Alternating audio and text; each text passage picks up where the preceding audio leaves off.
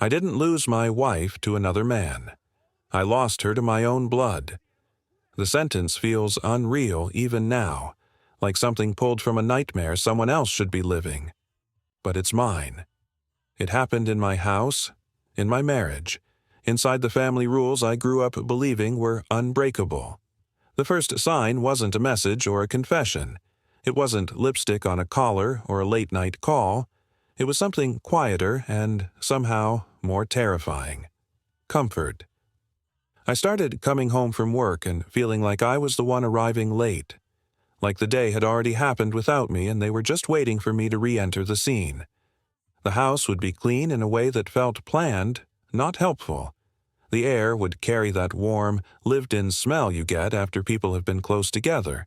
Coffee, food, laundry warm from the dryer, small domestic things that should have made me feel safe. Instead, it made me feel replaced. My wife would smile when I walked in. She'd ask about my day. She'd touch my arm, quick and casual like a habit. But there was no urgency in her, no anticipation. I stopped being the person she waited for. At first, I blamed my work schedule. I owned my own business, and the hours were unpredictable.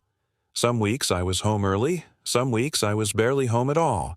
She'd always said she understood, that we were a team, that she was proud, and I believed her, because belief is easier than looking closely at the way a life starts shifting. My cousin had always been part of that life. He wasn't some distant relative I saw at funerals. He was close, the kind of cousin who grew up in the same rooms, ate at the same holiday tables, shared the same stories that older relatives told over and over until they became family scripture. When we were kids, we were almost like brothers. When we got older, we drifted the way men do. Work, relationships, responsibilities, but we never stopped being family. Blood felt like a guarantee. Then he hit a rough patch.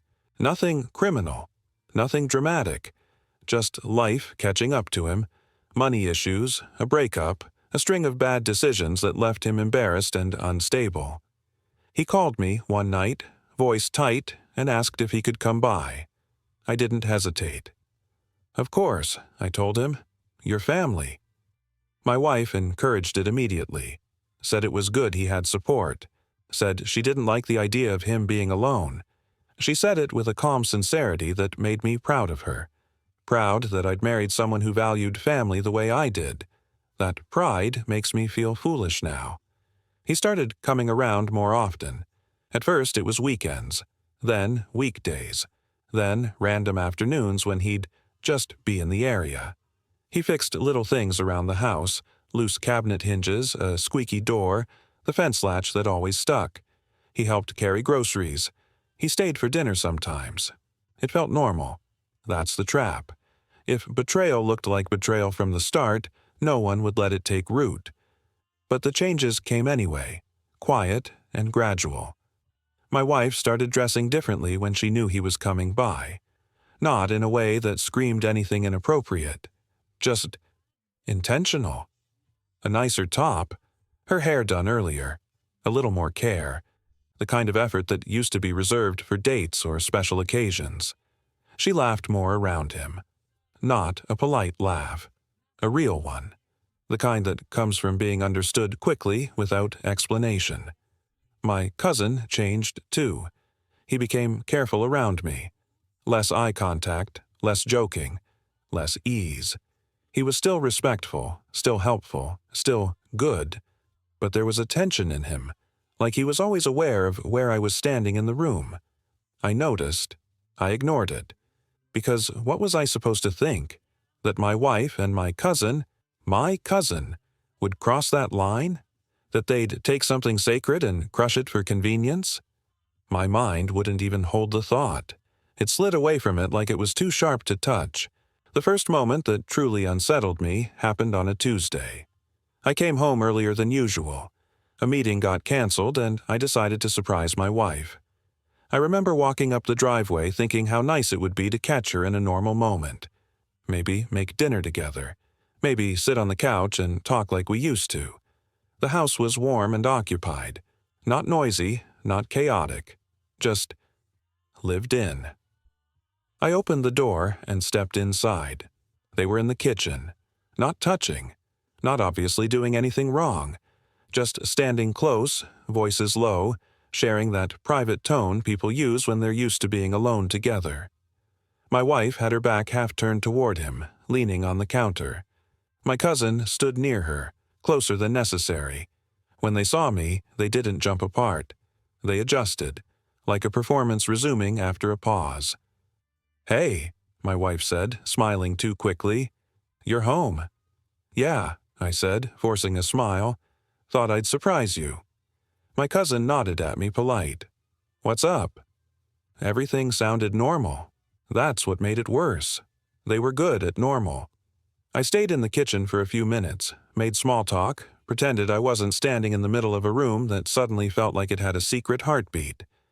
Then my cousin excused himself and left, claiming he had something to do. As he walked past me, he didn't look at my face. That night, I lay in bed beside my wife and stared at the ceiling until my eyes burned. I replayed the moment over and over, searching for an explanation that didn't change the shape of my life. Maybe I was tired. Maybe I was paranoid.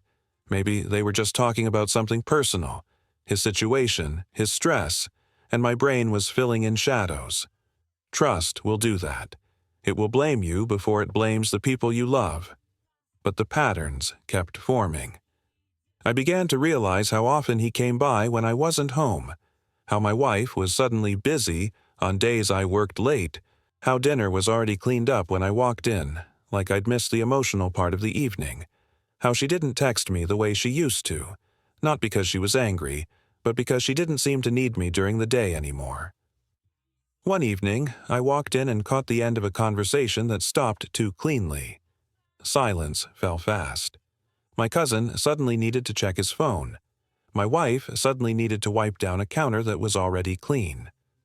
I stood there, listening to the quiet, and felt something inside me harden. Not anger, not panic, recognition. A week later, I left work early without telling anyone. I didn't plan it like a trap. I just couldn't keep walking around the feeling anymore. I parked down the street and walked back slowly, my heart steady in a way that scared me. The door was unlocked.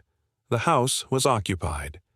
I stepped inside and heard movement, footsteps, a voice, then abrupt stillness. When I reached the living room, they were there. Again, nothing explicit. Nothing I could point at and say, "That's the exact moment." But their faces said everything. My wife's skin went pale like the floor dropped out from under her. My cousin didn't look surprised. He looked caught. And in that instant, the impossible became real. I didn't lose my wife to another man. I lost her to my own blood. And, standing in my living room, with the air thick and the silence sharper than any scream, I understood that this wasn't going to be a story about catching them. It was going to be a story about what you do when the people who were supposed to be your family turn your life into something you can't recognize anymore. After that day, I didn't confront them. Not because I didn't want answers, because I wanted the right ones. Confrontation would have turned the house into theater. Tears, denials, excuses, a rush to control the narrative.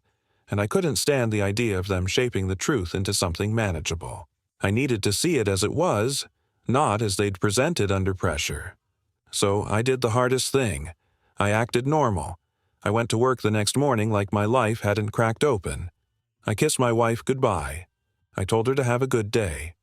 She smiled back, relief slipping across her face so quickly it almost made me laugh. Almost. At work, I stared at my screen and realized I was no longer doing my job. I was measuring time. Every hour I was gone. Every gap they had learned to use. I watched the clock the way you watch a door you suspect someone will walk through. When I got home that evening, my cousin's truck wasn't there. The house was quiet. My wife was in the kitchen, humming softly while she cooked, like a woman who had nothing to hide. She turned and smiled when she saw me. "Long day?" she asked. "Not too bad," I said. Her eyes held mine for a beat too long, as if she was checking for something. Anger, suspicion, rupture. When she didn't find it, her shoulders eased. That was my first real confirmation. She wasn't scared of what she'd done. She was scared of being caught. Over the next week, I stopped living in my assumptions and started living in patterns. My cousin came by on the days I worked late. Not always, never enough to be obvious, but often enough that it wasn't chance. My wife suddenly had errands those afternoons. Groceries we didn't need, returns that could have waited, quick stops that took hours. And then there were the small domestic details. Fresh sheets on a random weekday. Laundry done mid-afternoon, warm and folded. A candle burned down farther than it should have been. 2 coffee mugs in the sink when I'd only used one that morning. None of it was proof. All of it was a message. The worst part wasn't the objects. It was the mood. My wife was lighter, calm in a way that didn't match the life we were living. She laughed at my jokes again, touched my shoulder in passing, asked me what I wanted for dinner, like she was performing the version of our marriage she wanted to keep. It took me a few days to understand why. Because if she acted guilty, I'd look closer. If she acted normal, I might doubt myself. Trust doesn't just blind you, it makes you argue against your own instincts. One night, my cousin came for dinner. He acted like nothing had happened, like he hadn't been in my living room at the exact wrong moment, like the tension I felt was just my imagination. He sat at my table, ate my food, complimented my wife's cooking. He smiled when he spoke to me, but his eyes didn't stay on mine long enough to hold. I watched him carefully. His hands were steady. He wasn't shaking. He wasn't panicking. He was adjusting. That's when I realized this wasn't a secret anymore. It was an arrangement. After dinner, my wife cleared plates while my cousin stood too close beside her at the sink. He handed her dishes. Their hands brushed once, twice. Each time they moved like people who'd practiced being careful. I spoke casually from the table. "You staying busy?" I asked him. He nodded quickly. "Yeah, trying." I could hear it in his voice. Tight, controlled. My wife didn't look at me. She kept her eyes on the dishes like they required her full attention. That night, after he left, she came to bed and curled against me the way she used to. I stayed still. Her breath warmed my shoulder. Her hand rested on my chest like a claim, a reminder, a quiet attempt to stitch everything back together. I stared into the dark and thought, how many times has she done this after he leaves? The thought didn't make me angry. It made me cold. The next morning, I changed my schedule without telling her. Not dramatically, just subtle shifts. I left 10 minutes earlier, came home 20 minutes later, rearranged a meeting, took a longer route. I wanted to see if they reacted to changes in my absence. They did. My cousin stopped coming on the days my hours shifted. My wife's errands moved too, as if she were waiting for a signal she hadn't received. It was almost scientific, watching them recalibrate around my life like my life was the control panel. That was the moment I understood how long this had been going on, because you don't build that kind of rhythm overnight. One afternoon, I told my wife I'd be working late. A lie. I parked down the street and watched the house the way you watch a stage before the curtain rises. 20 minutes passed, then 30. Then my cousin's truck rolled into the driveway like it belonged there. No hesitation, no looking around. He went right in. My hands clenched around the steering wheel so hard my knuckles ached, but my heart didn't race. It just settled, like a verdict. I waited. I should have gone inside then. I should have ended it right there. But I didn't. Something in me wanted to know how comfortable they were, how far they'd let it go when they thought they were safe. An hour later, the living room light dimmed. Not off, dimmed, like the house itself was cooperating. That's when my stomach finally turned, not with jealousy, but with the sick awareness of what they'd done to the meaning of home. I didn't go inside. I drove away. I drove until the urge to do something reckless passed, until the sharpness in my chest dulled into something more useful. Planning. Control. The kind of calm that scares you because it doesn't feel like pain anymore. It feels like readiness. When I came home that night at my usual time, my wife greeted me like always. "Hey," she said warmly, "you must be exhausted." "I am," I said. Her eyes searched my face again, subtle, quick. I gave her nothing. She moved closer, kissed my cheek, and whispered, "I missed you." That whisper felt rehearsed. Upstairs I showered and stared at my own reflection. I looked like the same man, same face, same tired eyes. But I wasn't. Because the truth had changed the rules. This wasn't a marriage problem anymore. This was a family fracture, and fractures don't heal on their own. They either set correctly or they heal wrong. Crooked, painful, permanent. That night, lying beside her, I made a decision I didn't realize I was capable of. I wasn't going to confront them with questions. I was going to confront them with certainty. But before I did, I needed one thing. Not proof for a courtroom. Proof for myself. Proof that would keep me from ever doubting what I saw when they inevitably tried to rewrite it. So I reached for my phone in the dark, opened my notes, and wrote a single line. "Tomorrow I'm coming home early, and I'm not knocking." I left work early the next day with my hands steady and my mind quiet. That was the strangest part of all, how calm I felt. Not because I wasn't hurt, but because hurt had already done its damage. Now I was running on something else. Clarity. The kind that doesn't shout. The kind that simply moves. I didn't park in the driveway. I parked down the street like I had the day before, where I could see the front of the house without being seen myself. The neighborhood looked normal.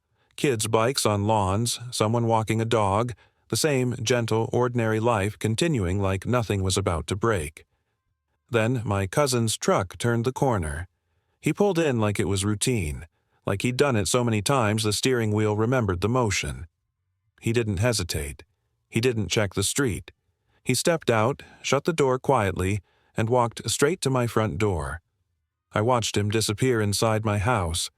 I sat there for a moment longer than I meant to, my chest tight but my mind almost detached, as if the scene had become too familiar to shock me.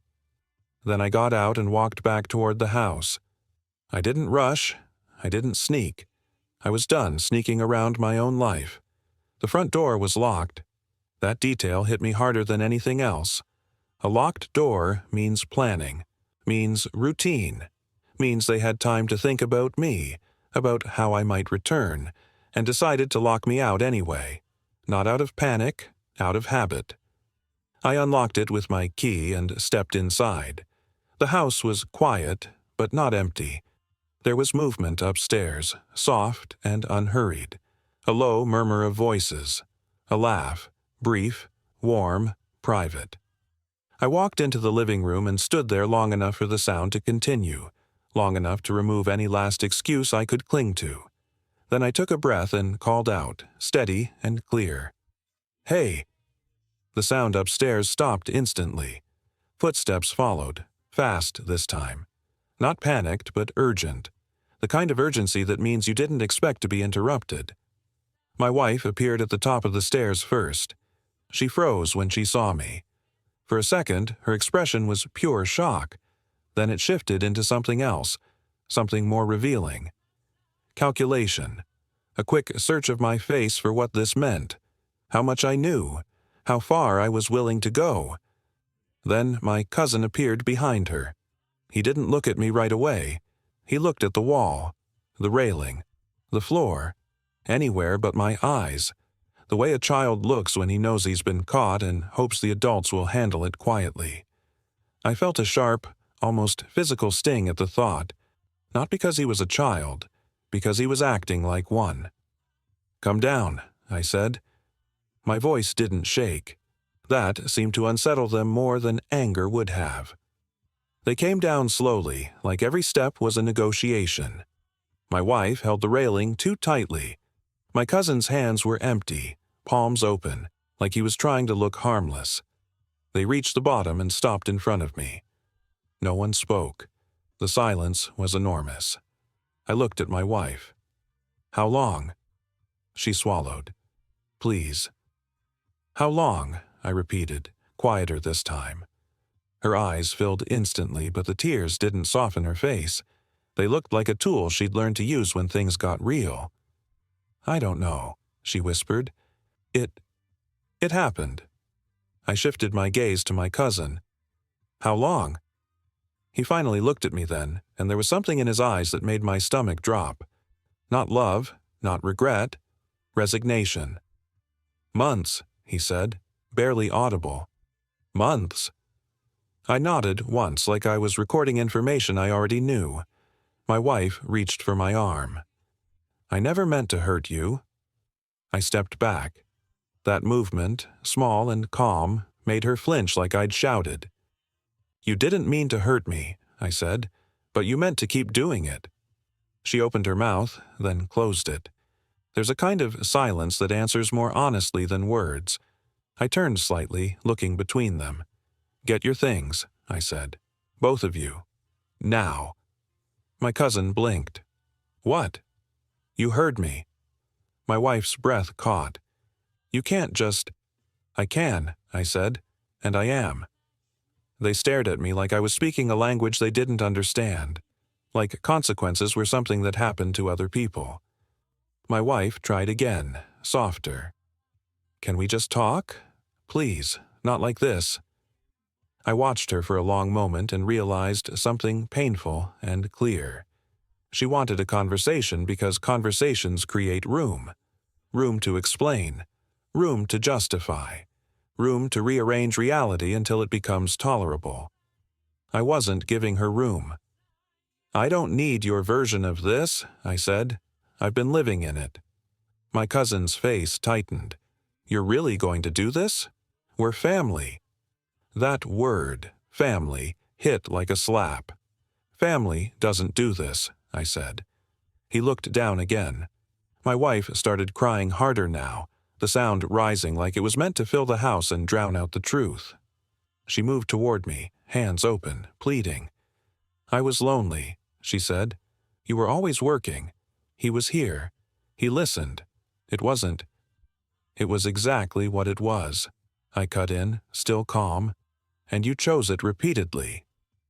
That word, repeatedly, seemed to weaken her, like she'd been clinging to the idea that this could be framed as a single bad moment. I didn't let her have that. They went upstairs to pack. I stayed in the living room and listened to drawers opening, closet doors sliding, the sound of belongings being pulled into bags.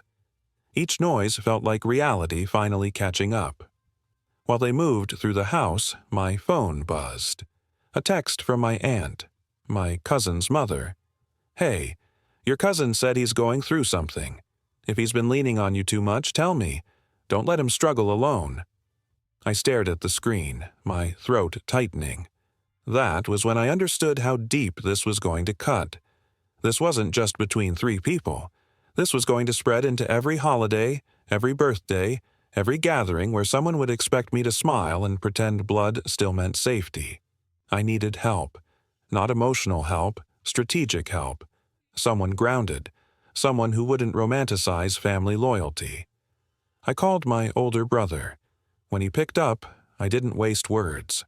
I need you, I said. Now. He heard something in my voice and didn't ask questions. I'm on my way, he replied. When my wife and cousin came downstairs with bags, my brother arrived minutes later. He walked in, took one look at their faces, then at mine, and understood without being told. The presence of another witness changed the air immediately. My wife's pleas quieted. My cousin stopped trying to speak. Reality hardened. My brother didn't yell. He didn't posture. He just stood beside me like a wall. Leave, I said. My cousin hesitated at the door, turning back as if he wanted to say something that would make this less final. I held his gaze for the first time. If you ever come back here, I said quietly, it won't be to talk. He nodded once and left. My wife lingered, tears running down her face. I still love you, she whispered, like love could undo the choices that proved otherwise. I looked at her and felt something shift again. Not anger, not pity, finality. Then you should have acted like it, I said. She left. The door closed. And for the first time in weeks, the house really was empty. But I didn't feel relief. I felt the weight of what came next. Because now the betrayal wasn't a suspicion. It was a fact with consequences. And the hardest part wasn't catching them. It was realizing that I was about to lose more than a marriage. I was about to lose the version of family I'd spent my whole life believing in. The house didn't feel peaceful after they left. It felt exposed, like a place that had been pretending to protect me while quietly letting something dangerous move freely inside. I walked through each room slowly, not because I was searching for evidence, but because I needed to understand how far the damage had spread. Betrayal like this doesn't stay contained. It bleeds into corners, into memories, into the way a space holds silence. Every room carried echoes. The kitchen where we'd cooked together on weekends now felt like a shared secret I'd never been invited into. The couch where we'd watched movies held the shape of evenings she'd spent waiting for him to arrive. Even the hallway felt narrower, like it had been keeping track of who walked through it when I wasn't home. My brother stayed with me that night, not because I asked him to, but because he knew better than to leave. We sat at the table with 2 untouched cups of coffee between us, the clock ticking loud enough to feel accusatory. "You okay?" he asked. I considered the question carefully. "No," I said, "but I'm clear." He nodded. He understood the difference. The next morning, reality arrived in waves. Calls, messages, family. My aunt called first, her voice already tense before I said a word. She asked what was going on, said my cousin was confused, said my wife had misunderstood things. I listened without interrupting, feeling something inside me detach with every excuse she offered. When she finished, I spoke. "They were sleeping together," I said, repeatedly, in my house, while I was at work. Silence. Then denial. Then pleading. Then anger, not at him, but at me for saying it out loud. That's when I understood how this would go. Truth doesn't just expose the guilty. It threatens everyone who depends on pretending nothing is wrong. By the end of the day, I'd heard every version of the story except the honest one. It was loneliness. It was confusion. It was closeness that went too far. It was my absence, my work, my fault, rearranged into something easier to swallow. I stopped responding. I wasn't interested in negotiating reality. My wife showed up again that evening. This time, she knocked. I opened the door, but didn't invite her in. She stood on the porch, eyes red, face exhausted, clutching her phone like it was the only thing keeping her upright. "Please," she said, "we need to talk." "We already did," I replied. She shook her head. "Not like this. Not with everyone involved. We need privacy." I almost laughed. Privacy had never stopped her before. "I'm not doing this," I said. "Not anymore." She stepped closer. "He didn't mean anything, I swear. It was just comfort, familiarity." I looked at her, really looked at her, and saw something I hadn't allowed myself to see before. She wasn't asking for forgiveness. She was asking for access. "You didn't choose comfort," I said quietly. "You chose betrayal that felt safe." She flinched. "You don't understand how lonely I was," she whispered. "I understand exactly how lonely you were," I replied. "You just decided not to be lonely alone." She started crying again, louder this time, like volume might force emotion to work in her favor. I waited until the sound settled. "This ends now," I said. "Not later, not slowly. Now." Her face collapsed when she realized I meant it. "You're throwing everything away," she said. "No," I replied, "I'm refusing to carry it anymore." She stayed on the porch for a long time after I closed the door. I didn't watch. The next confrontation came from my cousin. He texted me late that night. "We need to talk. This doesn't have to destroy the family." That message did something strange to me. It didn't make me angry. It made me tired. I met him the next day, not alone, not at my house, but in a public place where there would be witnesses and boundaries. My brother came with me. We sat at a corner table while my cousin arrived late, eyes red, posture defensive. "I never wanted to hurt you," he said immediately. "That's the problem," I replied. "You wanted what you wanted more." He clenched his jaw. "She came on to me." I leaned back slightly. "And you said no every time after that?" He didn't answer. "There it is," I said. He tried again. "We're family. This shouldn't end like this." I looked at him and felt something settle permanently. "It ended the moment you crossed that line," I said. "I'm just the one acknowledging it." He asked for forgiveness. I told him no. Not loudly, not cruelly, just no. Because forgiveness without accountability isn't mercy. It's permission. I walked away from that table knowing two things with absolute certainty. First, my marriage was over. Second, my family would never be the same. And the hardest realization of all wasn't the loss. It was the clarity. I didn't want them back. Not my wife, not my cousin, not the version of family that depended on me swallowing humiliation for the sake of peace. That night, sitting alone in the house for the first time, I felt the full weight of the choice I'd made. Not rage, not sorrow, resolve. Because the truth is, betrayal like this gives you a choice. You can let it hollow you out slowly, forcing you to coexist with people who destroyed something sacred. Or you can let it burn clean. I chose the fire. And I knew, with a calm that surprised me, that the next step wouldn't be about confrontation anymore. It would be about separation, permanent, irreversible, because some betrayals don't deserve closure. They deserve distance. The first morning after everything went public, I woke up and reached for my phone out of habit. Not to call her, not to check messages, to see if the world had somehow changed back while I slept. It hadn't. The house was quiet in a way I'd never heard before. Not the normal quiet of early morning, but the kind of quiet that follows an ending. Like the rooms were holding their breath, waiting to see what I would do now that the story had been exposed. I made coffee and drank it standing up, staring out the kitchen window at the street. Cars passed. People walked dogs.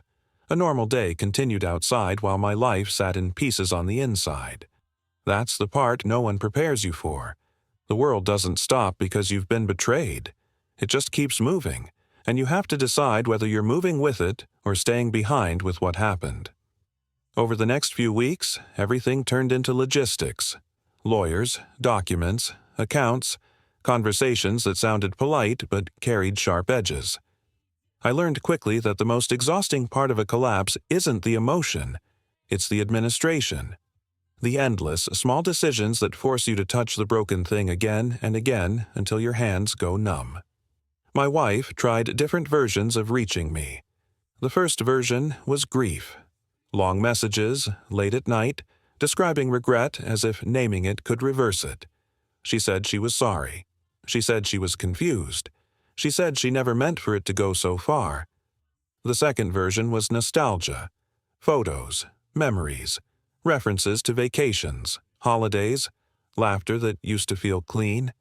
She tried to remind me of the life we had before, as if that life still existed somewhere I could return to. The third version was bargaining. She offered therapy, offered space, offered time, offered to cut him out completely, to prove she was choosing me now. But that was the point. Now. She wanted credit for choosing me only after she was seen. I didn't respond. Not because I didn't feel anything, but because every response would have been an opening, a crack, a chance for her to reshape the story into something survivable. I wasn't giving her that. My cousin reached out too, through family channels mostly. A message from my aunt, a call from an uncle, a check-in from someone who had never checked in before, suddenly interested in peace, suddenly worried about the family being torn apart. The irony was almost unbearable. No one had worried about the family when the betrayal was happening quietly. They worried only when the truth made them uncomfortable. I learned something about people during that time. Most don't choose what's right. They choose what's easiest to live around. And the truth is never easy to live around. I moved out of the house before the divorce was finalized. Not because I had to, because I needed a place untouched by their routine. I found a small apartment across town with plain walls and a view of nothing special. It didn't matter. I didn't need special. I needed neutral. The first night there, I slept on a mattress on the floor. No art on the walls, no photos, no familiar smells. Just a room and silence. It felt lonely for about 10 minutes. Then it felt peaceful. I didn't realize how tense I'd been until the tension was gone. How much of my energy had been spent managing uncertainty, sensing something wrong but refusing to name it. In that empty room, my shoulders relaxed. My breathing slowed. My mind stopped chasing the why, because the why wasn't going to save me. Time did what it always does. It moved forward without asking for permission. And in moving forward, it took some of the weight with it. Not all, but enough for me to function without constantly feeling like the air was too thick. The divorce became official on a Tuesday. I remember because it was raining, light and steady, like the sky was trying to be gentle about something it didn't understand. I signed the final paperwork, thanked the lawyer, and walked out to my car with no dramatic soundtrack, no cinematic closure. Just an ending. After it was done, I drove for a long time. Not to escape, just to let the fact settle into my body. I wasn't married anymore. I wasn't part of that version of the family anymore either. And strangely, that didn't feel like failure. It felt like refusing to participate in something that required me to betray myself. Months later, I saw them once, both of them, separately, at different times, like the universe wanted to test whether I was still vulnerable to the sight of them. The first was my cousin. I ran into him at a gas station. He froze when he saw me, like he expected me to lunge, to rage, to demand something. I didn't do any of that. I nodded once, paid for my coffee, and walked out. My absence was the loudest thing I could give him. The second was my wife. A grocery store aisle. She looked thinner, tired in the face, like someone who had finally learned that choices don't vanish just because you regret them. She stepped toward me, eyes pleading. "I think about you every day," she whispered. I held her gaze and felt nothing sharp, nothing urgent, just clarity. "You should," I said quietly. "It was your life, too." Her mouth trembled. "Can we talk?" I shook my head once. "No," I said. "That chapter's closed." She stood there as if she couldn't believe a boundary could be real. Then I turned and walked away. Driving home that night, I realized what the true end of this story was. It wasn't the divorce. It wasn't the confrontation. It was the moment I stopped needing them to understand what they did. Because betrayal like this creates a trap. It tempts you to keep circling the ruins, hoping for an explanation that makes it hurt less. But no explanation makes it clean. No apology restores what was violated. So instead of chasing closure, I built something else. Distance. A life where I didn't have to share space with people who had proven they would destroy it. One evening, sitting alone in my apartment with the window cracked open and the city humming below, I picked up my phone and scrolled through old contacts. My thumb hovered over her name for a moment longer than expected, not with longing, but with recognition. Keeping it there wasn't hope. It was a tether. I deleted it. Then I deleted my cousin's number too. Not as a dramatic gesture, as a final, quiet decision. And when I set the phone down, I felt something settle into place that no apology had ever given me. Peace. Not the kind that comes from being repaired, the kind that comes from refusing to be broken twice.